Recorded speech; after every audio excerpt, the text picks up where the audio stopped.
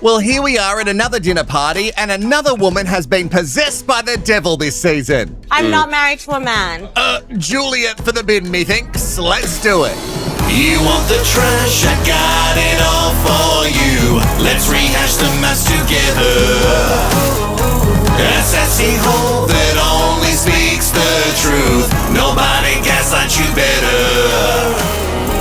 Hello, I'm Wilko, and this is Rehashed, the one-stop cult for all your trash, mess, and drama. And we're into Married at First Sight Australia.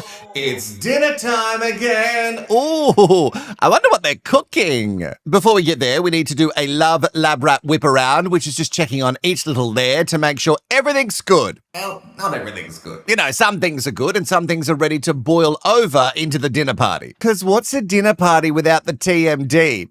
Rah-ha-ha-ha has been beat for the gods. I mean, look at this mug, and Float Your Boat actually notices and gives her a compliment. So the growth is real. Thank you, science. I know he's saying all the right things, like he's giving her compliments now, and still worried about this relationship. You know, I'm not sold. Stillip are still good, and thank goodness. Also, Stilla says that old mate will have to drop the L word first because she's never gonna. Unless he does it first, you do it first, and then maybe I'll do it. And this is the manipulation we need to see in relationships, you know? Stepdaddy Veneer Twin met Gia's daughter, and apparently she has given the tick of approval after just one meet. That seems kind of fast. Hey, kid, do you know the power that you hold? Get him to buy some stuff for you first. Don't make it easy for him, you know, make him work for it. And as Grayson, oh, shattered dreams, man.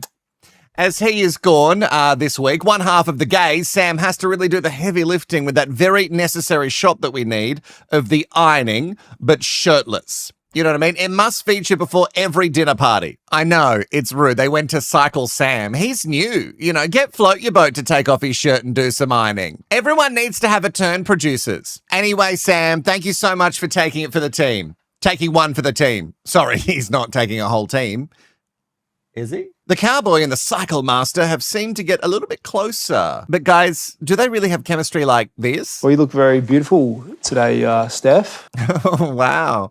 He says her name so much, but it sounded like he almost forgot it for a second. Isn't that right, Steph? Hang on, let's not be too hasty to judge. Maybe he's a little bit lightheaded after drinking so much water? Is that water? Okay. Oh, he's on the hard stuff tonight. But guys, did you hear the chemistry? Did you hear the chemistry in his voice when he was trying to search for Steph's name? It's just because he was gagging for, Steph? Steph, is it? Yeah, okay, Steph. Over with the Juliet and her performative Jolmio. She has not returned to their love nest after last episode's storm out and is living away from him because, remember, she has been smothered. I feel that now Juliet shows us exactly who she is because she has vented clearly to all the other love lab rats something that Joel said. Or did he say? For clarity, he did say, "You don't see the star within me." And then he talks about his light. Like I said, it didn't sound good, but he was trying to reference something deep inside him. Juliet's version is that he said he was the star of the show. And this holds up my narrative that Juliet is awful. She hears what she wants and then she takes that to the bank. Now it's sad that all the Love Lab rats will be against him because of all the work she's put into shit-canning him before the din-dins. Although, maybe she's not going to shit-can him at the din-dins because Juliet has woken up a different person again, which is confusing. She's all smiley and happy, saying things like, "We had a tiff," and tiffs make you stronger. What? Are you okay? I don't know, maybe the meds just kicked in? Juliet says that she wants to move forward and be happy. And she's even taking a peace offering to her Jolmio because she wants to walk into the din-dins together. Not hand in hand. The peace offering, by the way, is 4x. Oh, God, it's delicious. You know how in other countries, everyone thinks that Australians drink Fosters? Nobody drinks Fosters. Not one person. Not one time have I ever been anywhere and drunk anything and has someone had a Foster's. But if other countries were like drinking 4X, I'd be like, yeah, well, if it's either VB, 4X or 2Es. Oh, and it's also a long neck. Wow, it really should come in a brown paper bag because we really want this party to get started. I think we're in a good spot. Good spot. My goodness. How much have we missed? Have I missed an entire episode? I will note that Joel has very many snarky little comments that would amplify issues, but also I've worked with people like Juliet, so I'm going to have a lot of bias in this one. I think she's extremely volatile 1 minute, and then the next day, everyone has to just like get over it and pretend that nothing went wrong. Oh, and you also have to deal with when that specific person goes around behind your back and says the most heinous lies. But then when you hear about these lies and you call them out on them, they just go, just get over it. I was mad. It has happened too many times for me. So I don't buy what Juliet is selling. Oh, okay. Already I spy a sliding door with some gays and some experts watching, which means it's pre-dinner drinks time. Oh, I think Sam might need to sue Channel 9 for this. Very much being heightist. Putting lights so low that he bashes his beautiful Mr. Darcy head. Actually, maybe don't. I think people have tried to sue them for much bigger issues and also lost. Like valid issues. Even if that light globe shattered all over your head and, you know, some sort of brain injury, I wouldn't try. When Steph and her MAGA man enter, you can barely see her for her giant napkin masquerading as a dress. What is she wearing? I guess she could hide behind it if some wine is thrown her way, and that could happen at a dinner party, especially if someone's aiming for Tyson but not that good of a shot. They talk about their group tasks, and Tyson calls the hug task, you know, the 3-minute hug. He calls it borderline intercourse. And honey, if you think that a hug and intercourse are the same thing, I don't know if you've ever actually had sex. Speaking of Tyson, he's also dishing out some manly advice to Float Your Boat. Because after Family and Friends Day, we know that Float Your Boat is trying to see the error of his ways. Tyson disagrees. Stephen is the man of the relationship, and he should say how he feels. Otherwise, he would just come across weak. You know, he needs to find his balls. Put your hand down there and count them. Oh, God, I hate this so much. As if your testicles have anything to do with you speaking the truth. Shut up. I also agree that Steve needs to be honest, but the way that Tyson speaks makes me feel sick. Don't swing your little tie-tie pee-pee here and power play him saying that he doesn't have balls because he struggles expressing himself. Float Your Boat does not appreciate Tyson. He says Tyson needs to not speak his mind so much and change his views a little bit. That's the kindest way that I think you could put everything I think about Tyson. You know what I mean? You've really done it there, Steve Jr. I don't know if you noticed this either. There is a bit where David is just pumping Steve Jr. up, and it looks like the tie-tie robot can't compute what's happening. His red pill brain just really can't process all the weakness around him. Wow, the edit is really trying to beat it up when baggage arrives, but it's like, whatever. The bit that I love the most is that Steve hugs her while double parked with drinks. Ooh, Float Your Boat is ready for a bender tonight. Beck sits down and then she goes on again with that "that's not me" speech, referencing the last din-dins, but I still don't buy it. Also, can you please note this? For someone who is so offended by Joel and his performative ways, geez, Juliet loves to direct him. Before they walk in, she tells him, happy, happy, happy, this is how we're going to do it. Come on, mate. And we see him just change. As the doors open, he takes a deep breath and then the performative smile kicks in as directed. And Juliet, just like Melusion, is stoked to see everybody else and couldn't give two shits about her husband. I don't know why they wanted to walk in together. Joel's narrative that he's telling everyone kind of matches with what we've been seeing. Juliet is on a different planet. She's saying a lot of positive things, like they had the best day. Again, I'm confused. I did 18, 19, and this is 20, right? I haven't missed an episode? Joel speaks of how it's been really hard, and she says that they've been having so much fun. In fact, it's been chill. Wait. What the fuck is happening? Like, unless she's just talking about her time away from him and then making it sound like she's happy with him, which would make more sense. Otherwise, I'm so confused. I also don't know how I feel about Cowboy Chris being so cliquey with Gia and Juliet. Yeah, I don't know. Go back over to Sam. Stay away from these ones. Stella brings up to Joel how apparently he said that he was the star of the show.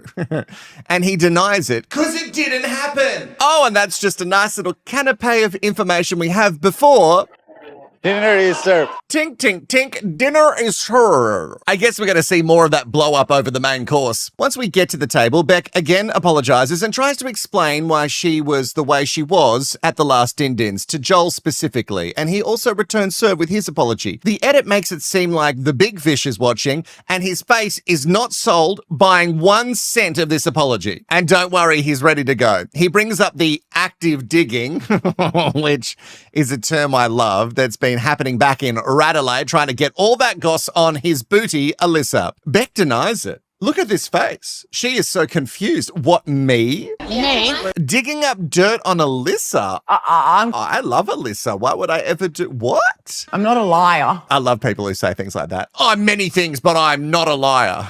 Well, I don't know. I feel like every one of us, to an extent, has the ability to lie. Baggage says if she did say such things or try and get some active digging underway, she would tell him. Why would she lie? Because she's on the apology and truth tour, so why would she lie? Beck also would like to see some receipts, and me too. But even without the evidence, I do believe that Beck is, she's definitely doing this. I just believe it. You know what I mean? I choose to believe. Once again, she apologizes for last week at the dinner party and all the mess that she created. And you know what, guys? I'm actually really on board with this big fish. Like, he is over the apology. He's so sick of apologizing one week, being a nightmare the next, and then apologizing again. And I agree. Beck's apology means jack shit. Total jack shit. God, I love the term jack shit. He is being respectful, but I think he makes it pretty clear to her that he isn't buying anything that she says. Even though Beck apparently is going to prove it to everyone. Okay. When the question comes up, has she made amends with Gia? The answer is no, never. Hard no, not going to happen. And why would either of them apologize? They're just as bad as each other. Speaking of those two despicable brides, now that Beck and Gia are off shift from creating as much mess as possible, it's now up to Juliet. Here's the baton. Stillip asked her if Joel really did say that he was the star of the show. And she said, yeah. He did. And he didn't. We've all seen it. So it's really fun to watch this person lie when we all know the truth. For once, we actually know how something went down. So many times here I'm saying I don't know, guys. I don't know. I think maybe, possibly, or maybe it didn't happen. But this time we actually know the truth. It's a good feeling. Juju then pressures Jojo and he denies hard. And she says things like, if you lie about this, I swear to God, as if he's been lying about a bunch of stuff. But I also love how confident he is that he did not say those words. But she is working so hard to convince him with the gaslight that he did. She's so sure. I'm 1000% sure that he said those words. Wrong, lady. Sorry. And then Juliet says, stop gaslighting me. Are you kidding us, little girl? Oh, Juju is deluju. How she can be so confident, but also so wrong is just perfect for this show. Because these people hear these things that they want to hear, and then they're like, no, that's fact. God, I wish every conversation I've ever had has been recorded. Okay, well, not all of them. That's insanity. Gia says that she thinks Juliet is telling the truth. Oh, you were blindly going to back someone up? Wait, didn't you make this mistake with Beck and Alyssa? I'm sorry, Gia, but actually you're just coming across very stupid. I know that sounds mean to say, but you literally last weekend were like, I'm sorry, I just heard this thing and I just believed it blindly. And you've just done it again. Stupid. Also note that when Deluju, she explains how the comment was made, Juliet says that she was trying to break Joel down. That's the wording, because she doesn't buy his performative ways. I think he is performative. And I just happen to think that that's him. Some people are just like that most of the time. And you can dislike it, but I think it is who he is. Anyway, her retelling is way off. She even turns to him and says, if you were honest about this, I wouldn't have to say it this way. And I read the message in that being like, well, if you just said what I wanted you to say, I wouldn't have to humiliate you right now. And for the table, once again, exactly, because we've heard the truth, but I would like to hear her truth again. How did he say it? What did he say? Well, I'm the star. Nope. Not at all how it happened. Not the right words and certainly not the right tone. It's time to bin. Get the bin ready. Juliet's got to be popped right in it. I get that we can hear things wrong all the time, but why go so hard on him with the wrong details? It's actually perfection for the trash mess and drama. Destroy her. Let's go. Beck looks shocked at the star comment. And this is the woman who spat so much poison last week, but she is shocked at this. Oh no. He said I'm a star. Again, roll the tape back. These people are insufferable. Juliet says that she's so disappointed by him denying it. And then she tries to gaslight him some more. He didn't say what you said and how you said it. And you know what? I think she knows that he didn't say it like that. Juju apparently hates liars. I guess you're going to have to hate yourself. Apparently, he also isn't a real man, because a real man would have apologized and owned it. But he didn't fucking say it. Now, Joel let her speak, and when he tries to give his version of events, she just doesn't give him a second. She won't let him speak, calling him a liar. He tries to bring up the comment where she said he had devil eyes, and then she says his eyes were giving devil, and then people laugh at that. The way that she smirks is another bit of evidence for me that I think she knows exactly what she's doing, twisting his words for her gain. I was thinking initially that she might have just misheard it because we mishear things all the time. But her retelling makes me think, oh, she knows he didn't say it like that, and she just wants everybody to turn on him. Danaconda doesn't buy her story, and Gia, well, she still believes Juliet. Because remember, even though she was going to learn the error of her ways and not just blindly back someone like she did with Beck versus Alyssa, she's done it again. Also, I love this from Raha. Rachel doesn't care. She doesn't care who's telling the truth. She's just like, fucking just stop it. How is this a problem? Boohoo Juju says that she was attracted to him today.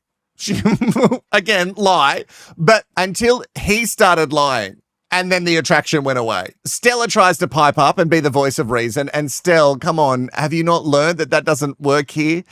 She says, like, don't go low with your TV husband because that's not going to work out well. Again, Deluju doesn't want to hear sense right now, or ever. Joel says to the table that he has never put her down and never raised his voice. But apparently he did, according to Juliet, when he said he was the star of the show. That is her actual reply. And then she doubles down with this whole, we had the best day, but now I know that he's a liar. Shut up. Shut up. I'm actually not too convinced that Juliet is smart either. Distinct towards you right now. Wait, disdain?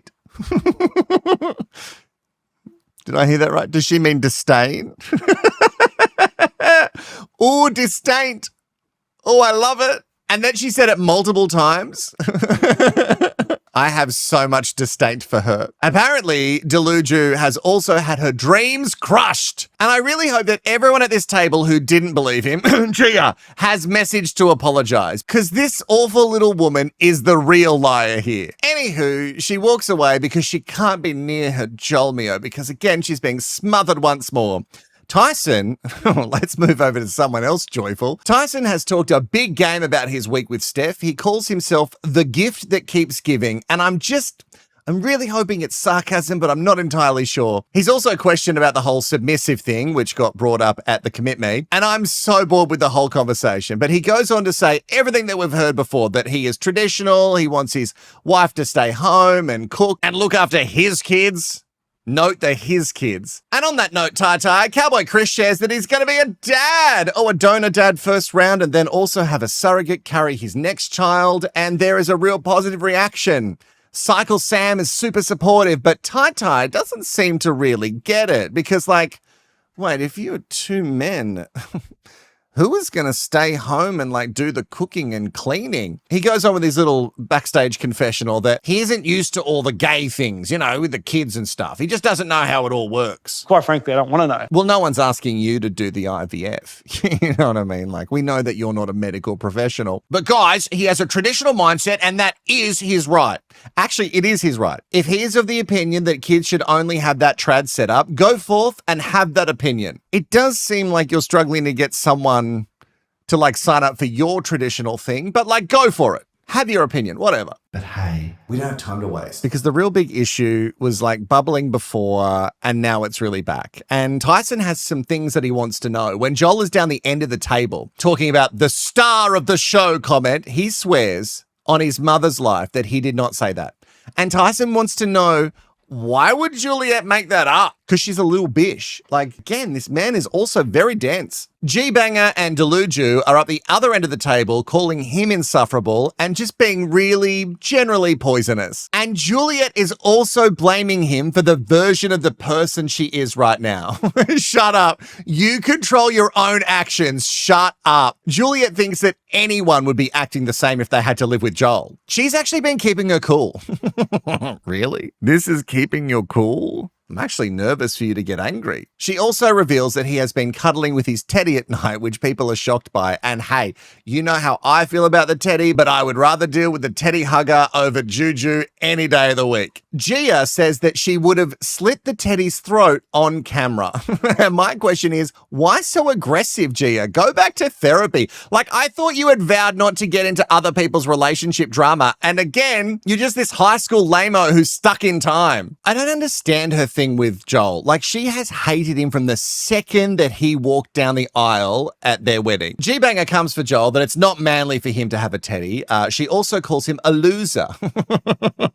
Once again, is this not you getting involved in other people's relationships? Let me know when the not getting involved happens. And during all of this, Joel doesn't even do any snarky little comments that we see in the edit. Tyson is loving the drama that he isn't involved with for once. And so is Juliet. Look at her evil little face. If anyone has devil eyes, I mean, here they are. And to make Deluju even more confusing, she says that she never had a problem with the teddy after just shit-canning him for it. What the actual fuck is going on? Turns out she likes blue teddy more than Joel. The teddy is not a to me like Joel is. Ooh, see you next Tuesday. And why are the experts so offended by the C word? We're in Australia. Clutch your pearls elsewhere. We've heard that word on this show many times. Calm down, guys. Joel tries to point out some of her childish behavior if she's calling him out for having a teddy. And she says that 2 weeks of this shit with him have created a deranged girl. Firstly, blaming him like it's his fault that you're deranged. And secondly, I love that you called yourself deranged. So you know that you are deranged right now. Great. Good. We've got that on record too. I mean, the way she goes on about him being a liar, and she's so poisonous with the way she does it. It's crazy that they found Gia, Brooke, Beck, and Juliet. It's like whoever the psychologists are on this show, they have picked perfectly for what they wanted out of this season. Very disgusted by ya. Oh, very disgusted by ya. Scotty even tries to step in for a second, which I don't think Gia is too happy with. He's not trying to defend Joel. He just wants Joel to be able to say something, and she can't even sit with him to talk it out, which means she knows that she's absolutely in the wrong. It's easy when she can yell at him from the end of the table, but when he wants to sit down and talk about it, no. Does it sound familiar? Sounds like every fucking dinner party this season. Deluju also says that her biggest thing is to own it. So I expect her to own this fucking hard publicly. I want you to Lisa Rinna own it.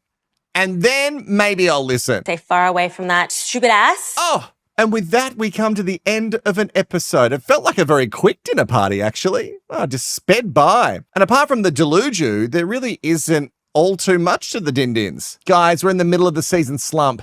Oh, next week is going to be a slog. What are we, 20 eps in? That's halfway. But you and I are never in a slump, right? Because you and I went all the way. And if you did, which of course you did, I need you to put the word distinct, spell it however you like, because I don't think it's a real word. No, it's a totally real word. And put it in the comments below. And I will see you in the next rehash, sweet baby angel.